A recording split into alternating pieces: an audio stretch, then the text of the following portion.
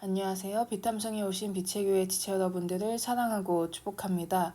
기도하심으로 2023년 12월 4일 비탐성을 시작하겠습니다.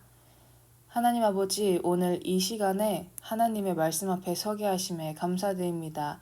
오늘의 말씀을 통해 우리가 나아갈 길을 알게 해주세요. 예수님의 이름으로 기도드립니다. 아멘. 오늘 우리가 함께 공부할 말씀은 사사기 8장 1절에서 3절입니다. 함께 차근차근 공부해 보겠습니다. 사사기 8장 1절. 그때 에브라임 사람들이 기드온에게 말하였다. 장군께서는 미디안과 싸우러 나가실 때에 우리를 부르지 않으셨는데 어떻게 우리에게 이렇게 하실 수 있습니까? 그들이 기드온에게 거세게 항의하니. 기드온이 300용사와 함께 큰 승리를 거두고 난 이후의 이야기입니다. 이런 큰 승리를 거둔 이후 에브라임 사람들은 기드온에게 이렇게 말합니다. 장군께서는 미디안과 싸우러 나가실 때 우리를 부르지 않으셨는데 어떻게 우리에게 이렇게 하실 수 있습니까? 사실 저번 주 비탐성 9절인 사사기 7장 24절을 보면 기드온은 에브라임 사람들에게 나루들을 점령하고 미디안을 치라고 하며 그들은 미디안의 우두머리들을 잡습니다. 하지만 에브라임 사람들은 여기에서 만족하지 않고 왜 처음부터 안 불렀냐며 항의하고 있는 것이죠. 그들은 그리고 그냥 항의하는 것이 아닌 거세게 항의합니다. 그들은 몇 마디의 말로만 하는 것이 아니라 기드온에게 달려들면서 폭력성을 띠며 항의하는 것이죠. 이렇게 거세게 항의하는 에브라임 지파는 왜 이렇게까지 항의하는 것일까요? 기드온은 므낫세 지파 출신이었습니다. 창세기 48장에 보면 요셉의 아들인 므낫세와 에브라임에 대해서 나옵니다. 형제인 둘 중 장자는 므낫세였습니다. 그러나 야곱은 에브라임이 크게 될 것이라며 오른손을 에브라임에 얹어서 기도합니다. 므낫세 지파와 에브라임 지파는 형제 지파이며 에브라임 지파에게 므낫세 지파는 형님 지파이지만 자신보다 아래인 지파였을 것입니다. 거기에다가 이 당시 에브라임 지파는 북이스라엘의 대표적인 강력한 지파였습니다. 에브라임은 이스라엘 땅 정중간에 위치해서 이방의 침입이 많이 일어나지 않는 지역이었습니다. 다른 이방의 침입이 현저하게 적었기 때문에 그들은 이스라엘 순수 혈통을 보존하고 있던 지역이었죠. 심지어 이스라엘 백성들을 이끌어 약속의 땅으로 이끈 여호수아가 나왔던 지파입니다. 아주 콧대 높은 지파인 것이죠. 즉, 에브라임 지파는 기드온에게 에브라임 지파의 선천적 우월성과 후천적 우월성을 기반으로 기드온에게 뒤늦게 와서 잘난 척을 하는 것이죠. 기드온의 심기를 건드리며 공격합니다. 이에 대한 기드온의 반응은 어떨까요? 2절에서 3절. 그가 그들에게 말하였다. 이번에 내가 한 일이 당신들이 한 일에 비교가 되겠습니까? 에브라임이 떨어진 포도를 주운 것이 아비에셀이 추수한 것과 전부보다 낫지 않겠습니까? 하나님이 미디안의 우두머리 오렛과 스앱을 당신들의 손에 넘겨주셨습니다. 그러니 내가 한 일이 어찌 당신들이 한 일에 비교나 되겠습니까? 기드온이 이 말을 하니 그들의 노여움이 풀렸다. 기드온은 그들을 높여줍니다.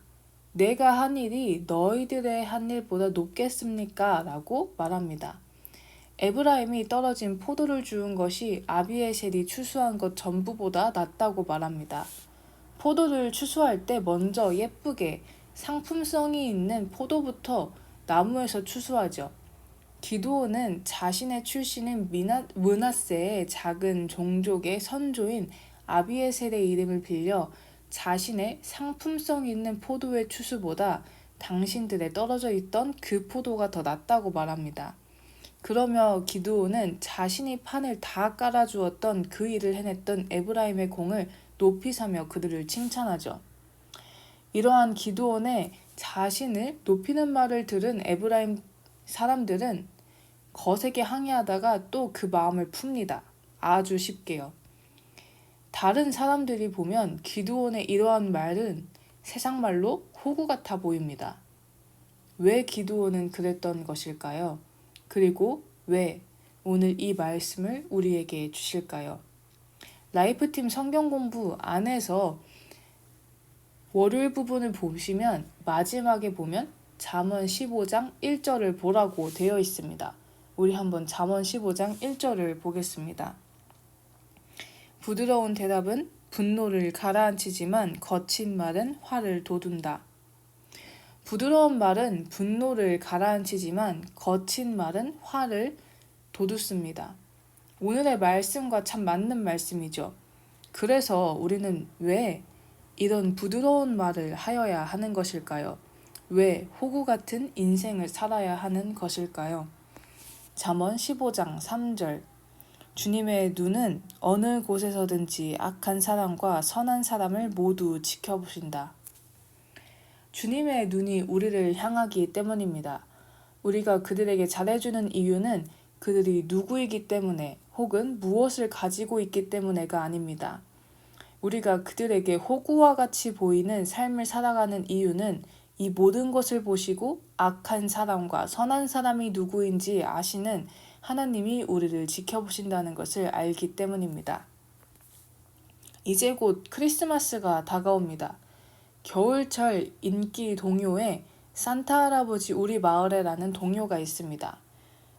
여기 있는 가사인데요. 이 동요는 여러분도 잘 아시는 동요이실 것입니다. 저는 어릴 때부터 사실 별로 산타를 믿진 않았지만 산타가 있다고 굳게 믿는 아이들은 12월이 되면 갑자기 착한 아이처럼 바뀝니다.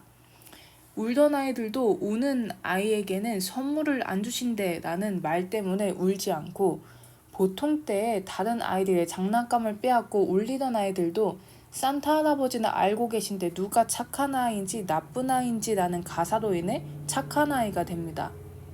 이 아이들이 왜 바뀌나요? 내가 가지고 싶은 그 선물을 줄 수도 있을 거라는 기대감 때문이죠. 그 기대감이 충족될지 안 될지 모르는 상황에서 아이들은 12월 한 달은 착한 아이가 됩니다.